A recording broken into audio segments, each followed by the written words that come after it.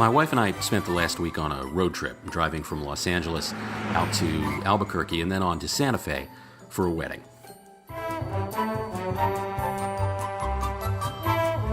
We were in Flagstaff, Arizona, I think, on Thursday, or maybe it was Tuesday or Saturday. I don't know, the days all kind of tended to blur together after a while.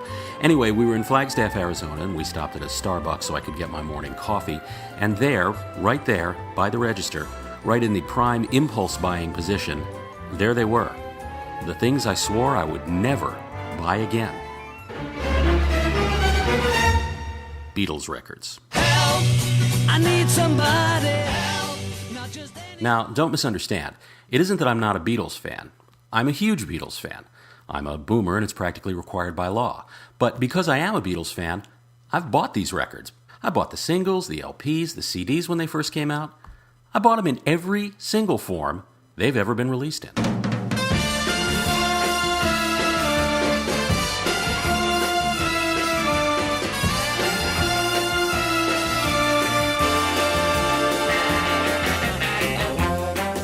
This, by the way, and obviously isn't the Beatles. This is a recording made in the mid-'60s by their producer, George Martin, to try to cash in on the Beatles' popularity in the form of easy-listening instrumental music, which was, somewhat ironically, the form of popular music that the Beatles were in the process of obliterating in the United Kingdom at that time. But that's a story for another time.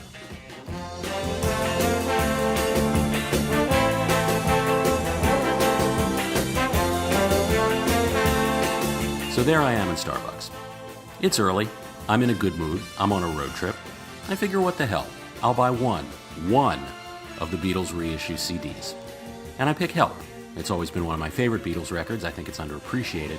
Some fantastic songs on it. Back to the car I go, we pop it in the stereo, and off we drive.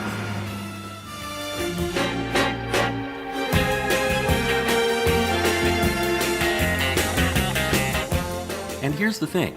We're driving along, we're listening to the record, we're enjoying it like we always have, but I'm not hearing it. I'm not hearing the increased detail, the increased sonic nuance that all of the reviewers are rhapsodizing about in the reviews. I'm not getting it. And I'm feeling, honestly, pretty good about my decision to feel smug about the Beatles reissues. And I keep right on feeling smug, until a few days later when we get home and unpack, and I make the biggest and most expensive mistake of my life. I take the CD out of the car, I put it into my home stereo, and I turn it up loud and listen to it through big speakers. And then, God help me, that's when I hear it. That's when I hear the nuance that everybody's talking about in the newly remastered Beatles recordings. That's when I hear the clarity and the power of Ringo's drumming. That's when I hear the depth and detail of John Lennon and Paul McCartney's backing vocals. That's when I really seem to hear for the first time how beautiful George Harrison's lead playing really was. And that's when I realize they're better than us, they're smarter than us, and they'll always win. That's what makes them the Beatles.